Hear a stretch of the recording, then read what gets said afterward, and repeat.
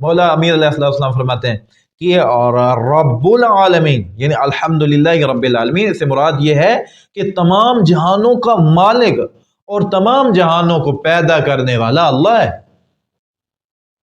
سب کا مالک، سب کا، تمام انسانوں کا، مومنین کا، سب کا۔ آل محمد کا خالق بھی کون ہے؟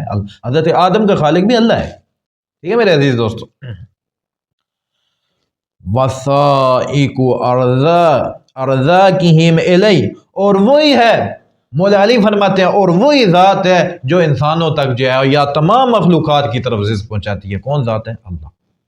اللہ ہی رزق دینے والا ہے، اللہ ہی خالق ہے۔ میرے عزیز دوستو، ہمیشہ اس بات کو جو ہے وہ اپنے اسے کیا کہتے ہیں، میں کہتا ہوں وہ ایک خطیب تھے بڑی اچھی، وہ اسے کیا کہتے ہیں، ان کا ایک جملہ ہے، وہ کہتے تھے کہ آپ صحیفہ دل پہ لکھ لیں، اس بات کو آپ صحیفہ دل پہ لکھ لیں کہ خالق صرف اللہ ہے اور رازق بھی کیا ہے؟ صرف اللہ ہے۔ ہاں آل محمد کا صدقہ ہم کھاتے ہیں یہ اور بات ہے، لیکن رازق اور خالق اور رب کون ہے؟ اللہ ہے۔ اس کے اوپر جو ہے وہ میں اور بھی احادیث جو ہے وہ اگلی نشستوں میں جا کے آپ کو جو ہے دکھاؤں گا۔ میرے عزیز دوستو،